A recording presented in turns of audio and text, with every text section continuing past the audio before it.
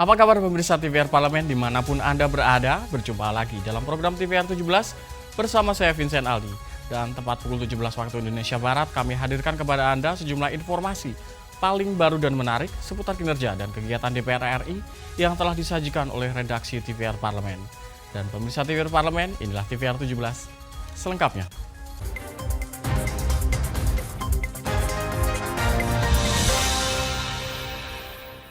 Dalam agenda Election Visit Program 2024 di Denpasar, Bali kemarin, DPR RI berharap pemilu serentak yang telah dihelat 14 Februari kemarin dapat meningkatkan kualitas demokrasi di tanah air. Kedatangan perwakilan parlemen negara-negara sahabat dan lembaga internasional dalam Election Visit Program atau EVP 2024 menjadi momentum dalam meningkatkan indeks demokrasi di Indonesia. Pemilu serentak yang dihelat pada 14 Februari kemarin diharapkan dapat meningkatkan kualitas demokrasi di tanah air. Wakil Ketua Badan Kerjasama Antar Parlemen atau BKSAP DPR RI Putu Supatmarudana mengatakan, para peserta EVP 2024 diharapkan menjadi saksi atas konsistensi Indonesia dalam menjaga kualitas demokrasi melalui gelaran Pesta Demokrasi yang dihelat 14 Februari kemarin. Menurutnya, EVP 2024 dapat menjadi momentum yang baik untuk meningkatkan indeks demokrasi di Indonesia. Jadi ini adalah sebenarnya satu barometer ya dalam bagaimana kita membangun sebuah bangsa dan negara. Salah satunya mengenai demokrasinya, prosesnya, dan indeks demokrasinya. Harapan saya proses demokrasi berjalan baik, semoga terus indeks demokrasinya baik, dan pada ujungnya menunjukkan kepada dunia bahwa Indonesia adalah negara yang betul-betul menghargai, menghormati, dan memberikan power sepenuhnya kepada masyarakat untuk memilih pemimpinnya. Berdasarkan data Economist Intelligence Unit di tahun 2022, indeks demokrasi Indonesia berada di level 6,71 dari skala 0 sampai 10. Angka ini dinilai dari proses pemilu dan pluralisme politik, tata kelola pemerintahan, tingkat partisipasi politik masyarakat, budaya politik, dan kebebasan sipil. Dari Denpasar, Bali, Sigit Rilo, TVR Parlemen, melaporkan. Berita kedua masih membahas mengenai pemilu 2024, pimpinan DPR RI menghimbau seluruh rakyat Indonesia untuk tetap menjaga kondisi sehingga tidak terprovokasi berita hoaks dan bersabar menunggu hasil resmi dari Komisi Pemilihan Umum. Pasca pencoblosan pemilu 2024 pada 14 Februari kemarin, pimpinan DPR RI mengimbau seluruh masyarakat Indonesia untuk terus menjaga kondisi tetap tertib dan kondusif. Masyarakat diminta bersabar menunggu hasil resmi dari KPU dan tidak terpengaruh oleh narasi-narasi yang memprovokasi.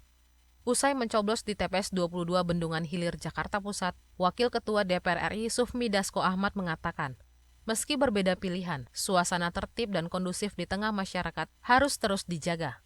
Nantinya, hasil pemilu presiden dan legislatif harus dihargai dan diterima sebagai bentuk kedewasaan dalam berdemokrasi.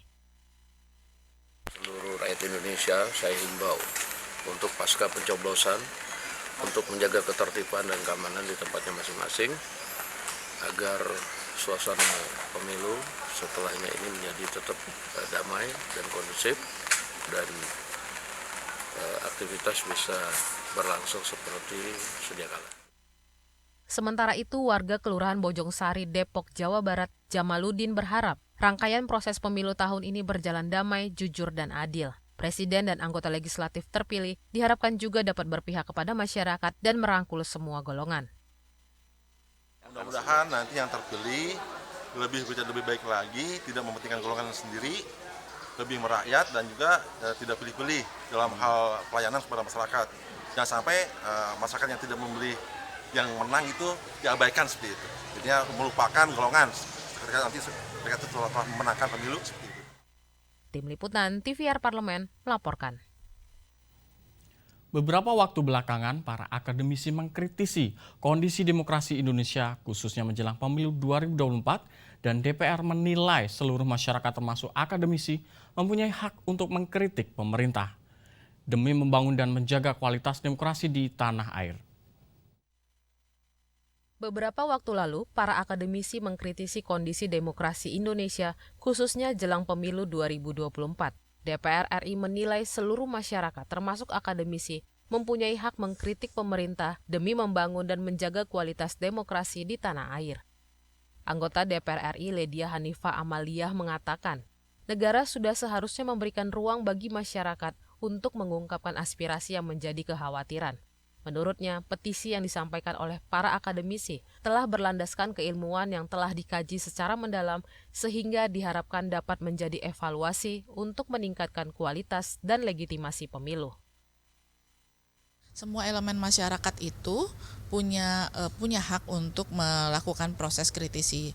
Nah, apa yang mereka temukan dalam kajian-kajian itu kemudian disampaikan, konteksnya bukan untuk mengarahkan masyarakat, tetapi masyarakat juga harus belajar. Ada hal-hal yang harusnya diketahui dan dipelajari, bukan sekedar siapa membagi apa, tetapi harus dilihat bagaimana keberadaan orang itu di dalam kontestasi itu, bagaimana prosesnya, apakah memenuhi ketentuan persyaratan dan lain sebagainya. Itu berlaku untuk semua sebenarnya, bukan cuma Pilpres saja, juga termasuk dengan Pileg juga.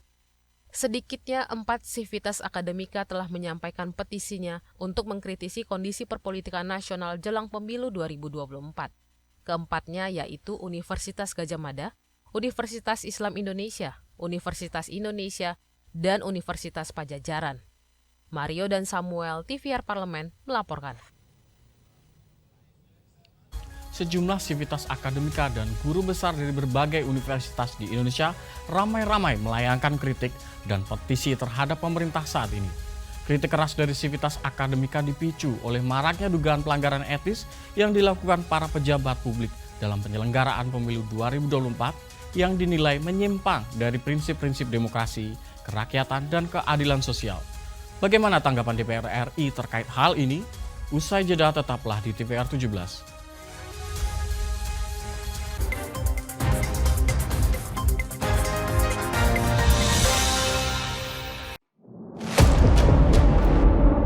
Sini ditambang. Konflik yang terjadi, Sini tidak mengizinkan.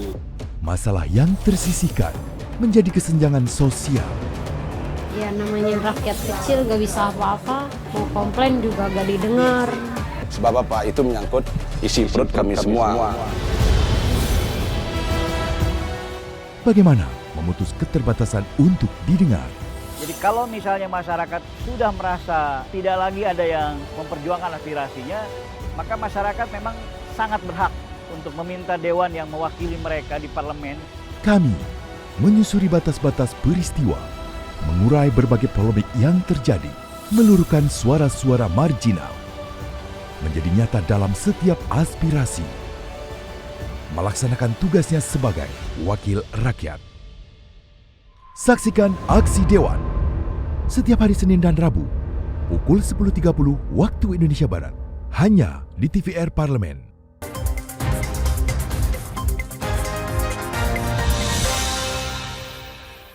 Kembali di TVR 17, Indonesia Darurat Demokrasi. Kira-kira hal inilah yang ingin disampaikan sejumlah sivitas akademika terhadap pemerintah saat ini. Salah satunya yang menyoroti pelanggaran etik di Mahkamah Konstitusi serta keterlibatan dan netralitas pejabat publik dalam kampanye politik. Sejumlah anggota DPR RI saat ini menyoroti pelanggaran etik di Mahkamah Konstitusi serta keterlibatan dan netralitas pejabat publik dalam kampanye politik. Simak laporan mendalam yang telah dihimpun oleh tim redaksi TVR Parlemen dalam segmen editorial Parlemen berikut ini.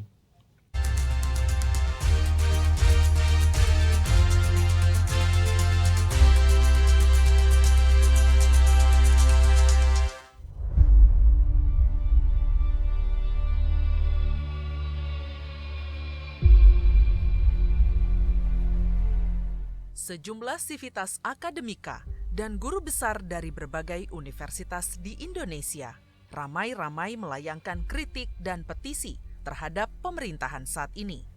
Kritik itu diawali oleh guru besar dan sivitas akademika Universitas Gadjah Mada, yang kemudian dilakukan oleh sivitas akademika dari Universitas Islam Indonesia, Dewan Guru Besar Universitas Indonesia, sivitas akademika Universitas Pajajaran, dan puluhan universitas lainnya. Kritik keras dari sivitas akademika dipicu oleh maraknya dugaan pelanggaran etis yang dilakukan para pejabat publik dalam penyelenggaraan pemilu 2024 yang dinilai menyimpang dari prinsip-prinsip demokrasi, kerakyatan, dan keadilan sosial. Salah satu kritik yakni petisi Bulak Sumur yang disampaikan Civitas Akademika Universitas Gadjah Mada.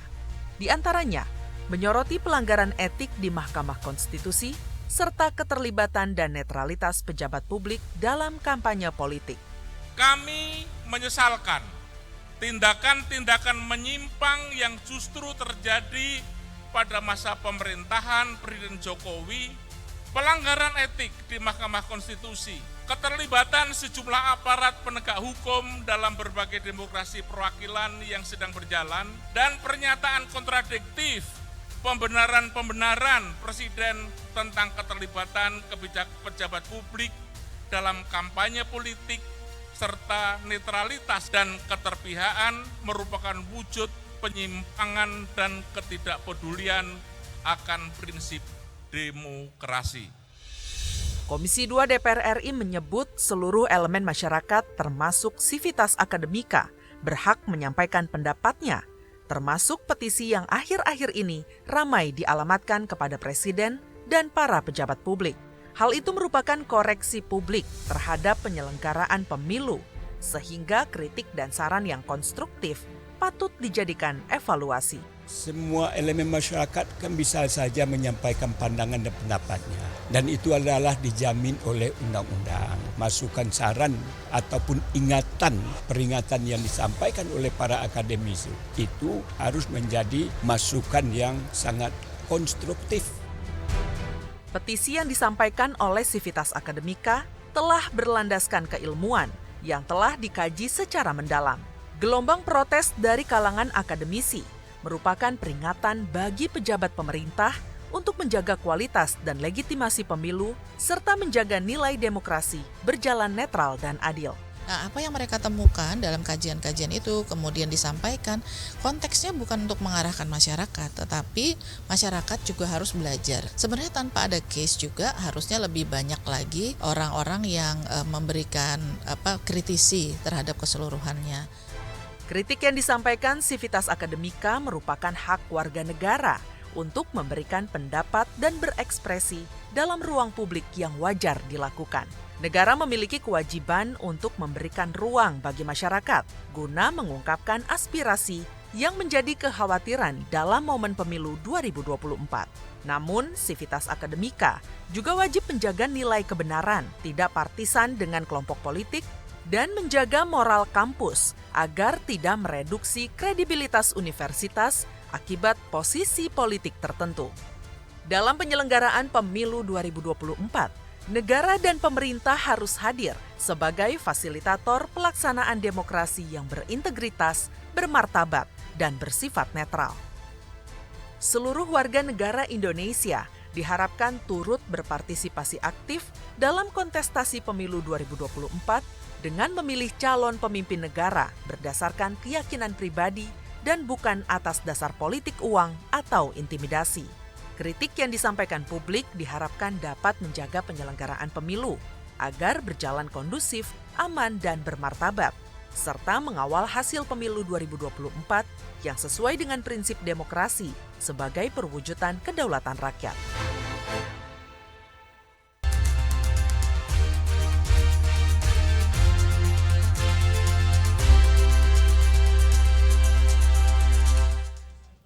Pada evaluasi libur Natal 2023 dan Tahun Baru 2024 terdapat tambahan operasional tol sepanjang 115 km dan volume kendaraan meningkat 6,48% year on year. Namun secara rata-rata baru ada 2 tempat istirahat dan pelayanan atau TIP sepanjang 97 km. Informasi selengkapnya usai jeda, tetaplah di TVR 17.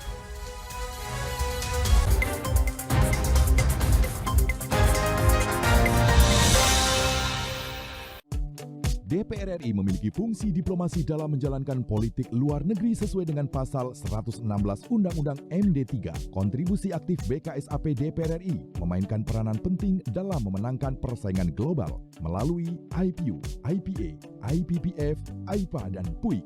BKSAP memiliki komitmen yang tinggi dalam krisis kemanusiaan dunia. Fungsi diplomasi dijalankan untuk mendukung upaya pemerintah dalam melaksanakan politik luar negeri.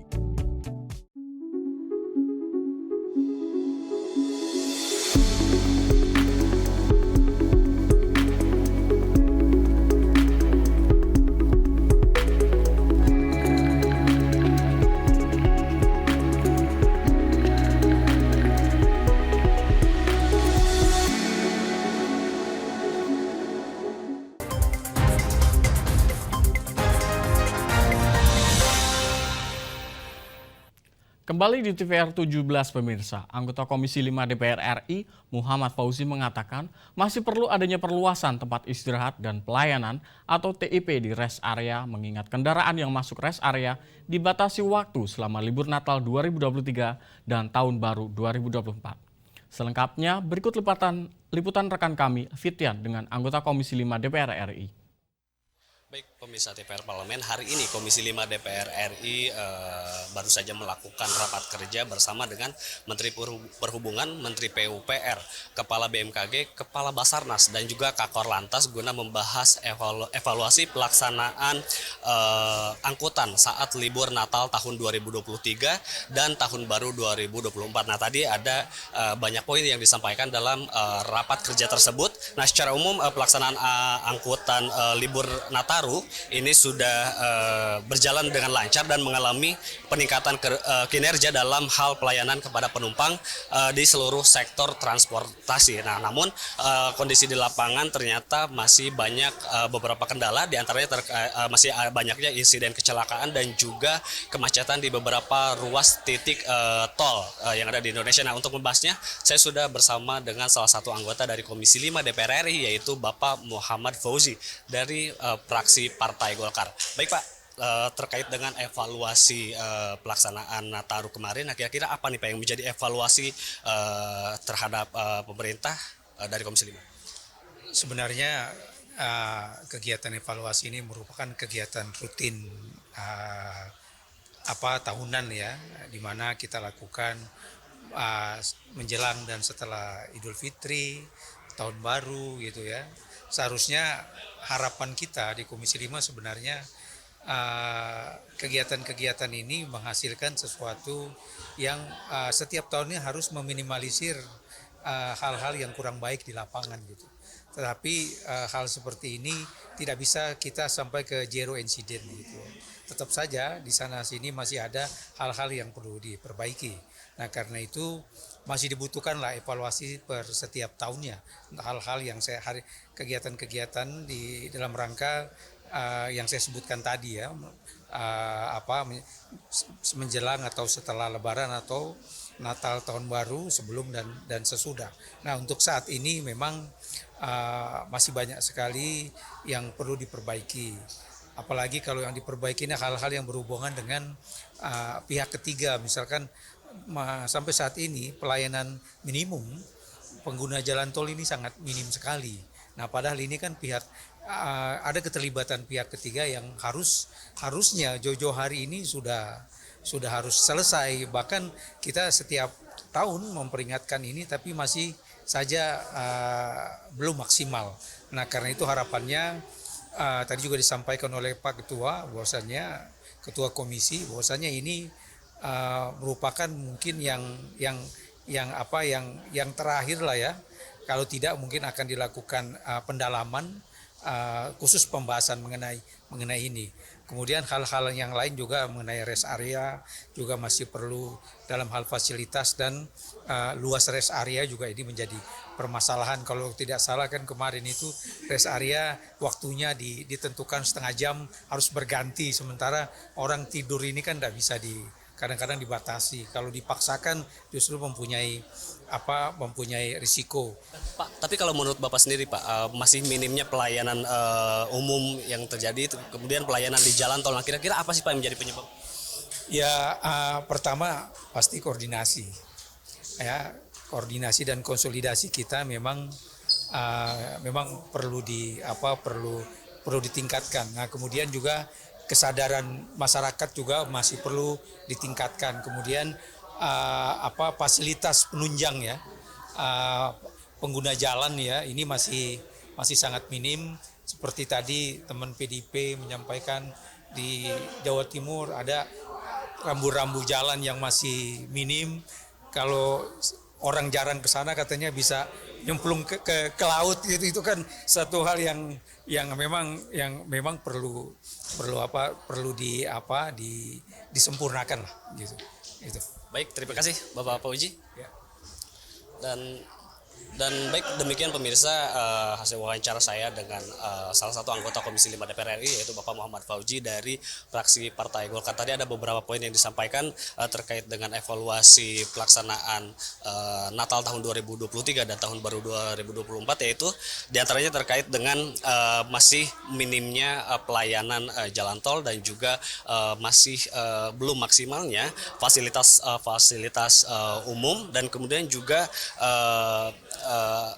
ada kejomplangan data dari BMKG gitu terkait dengan bagaimana kondisi cuaca di lapangan. Nah, tadi juga Pak Fauji mengatakan bahwa Komisi 5 berharap insiden seperti ini bisa diminimalisir dan dapat ditingkatkan ke depannya. Dan baik, demikian pemirsa yang dapat saya laporkan. Saya Fitian Unillah, kembali ke studio. Terima kasih rekan Fitian atas laporannya dari Komisi 5 DPR RI. Selanjutnya pemirsa, apa saja yang menjadi topik perbincangan di media online nasional pada hari ini? Usai jeda tetaplah di TVR 17.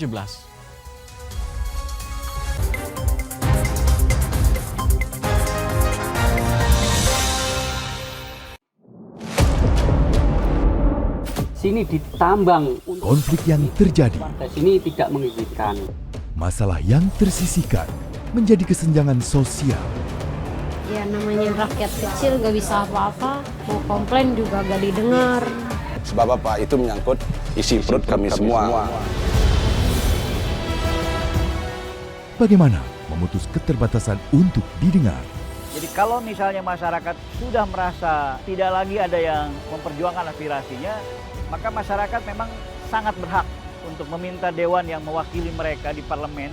Kami menyusuri batas-batas peristiwa, mengurai berbagai polemik yang terjadi, meluruhkan suara-suara marginal, menjadi nyata dalam setiap aspirasi, melaksanakan tugasnya sebagai wakil rakyat. Saksikan Aksi Dewan setiap hari Senin dan Rabu pukul 10.30 waktu Indonesia Barat, hanya di TVR Parlemen.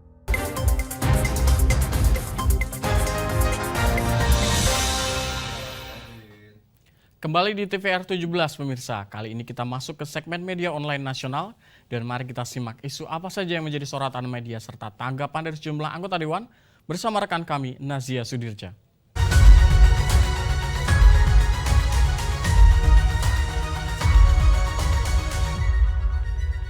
Terima kasih rekan Vincent dan selamat sore pemirsa dimanapun Anda berada. Kali ini kami akan membahas berita yang menjadi headline di media online. Langsung saja pada berita pertama ini, yakni terkait dengan Sekjen DPR sebut EVP 2024 bukti komitmen Indonesia pada kesepakatan AIPA. Seperti yang Anda saksikan di layar kaca Anda pemirsa, di sini gelaran Election Visit Program atau EVP di Bali mempertegas komitmen Indonesia terhadap kesepakatan Majelis Parlemen se-ASEAN alias AIPA, di mana setiap negara yang sedang melaksanakan pemilu agar mengundang anggota AIPA untuk menjadi observer pemilu. Diketahui pemirsa, observer parlemen negara tetangga yang tergabung di AIPA akan meninjau langsung proses pemungutan dan penghitungan suara di 3 lokasi di Provinsi Bali, yaitu di Desa Panglipuran, di kawasan Jimbaran, dan di kawasan Garuda Wisnu Kencana. Kemudian pemirsa, kegiatan pemantauan berlangsung di Bali dari tanggal 12 hingga 15 Februari. Lebih lanjut, Indra selaku Sekjen DPR RI ini menyampaikan EVP adalah sebuah momen penting bagi Indonesia untuk menunjukkan bagaimana besar dan demokratisnya Indonesia di mata dunia. Selain itu, momen ini juga menjadi kesempatan saling bertukar pikiran dengan negara-negara anggota IPU dalam hal ini yang berkaitan dengan fungsi parlemennya. Kita beralih pemirsa ke berita selanjutnya yang menjadi headline di media online, yaitu Wakil Ketua BKSAP DPR sebut EVP 2024 momentum naikkan Indeks Demokrasi Indonesia. Dapat Anda saksikan lagi di layar kaca Anda pemirsa. Sini Wakil Ketua Badan Kerjasama Antar Parlemen DPR RI Putu Supatma menilai program pemantauan pemilu atau Election Visit Program 2024 dapat menjadi momentum yang baik bagi Indonesia untuk menaikkan indeks demokrasinya. Menurutnya, jika EVP 2024 dapat berjalan dengan baik dan lancar, bukan tidak mungkin hal ini akan membawa citra positif pada proses demokrasi Indonesia di mata dunia. Lebih dari itu, menurutnya EVP 2024 di Bali ini juga jadi momentum yang baik untuk negara-negara lain mengenal lebih dekat Indonesia. Karena Putu menilai kerjasama bilateral akan mudah terjalin jika ada kedekatan antar dua negara. Baik pemirsa, itu tadi headline di media online pada hari ini. Yang pertama terkait dengan EVP 2024 Bukti Komitmen Indonesia pada Kesepakatan AIPA, serta EVP 2024 Momentum Menaikkan Indeks Demokrasi Indonesia. Terima kasih pemirsa, saya Nazia Sudirja, kembali ke rekan Vincent.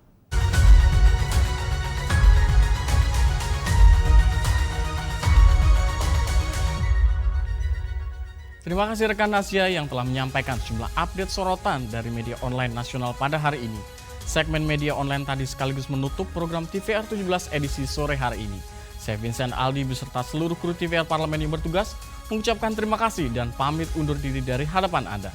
TVR Parlemen, referensi Indonesia.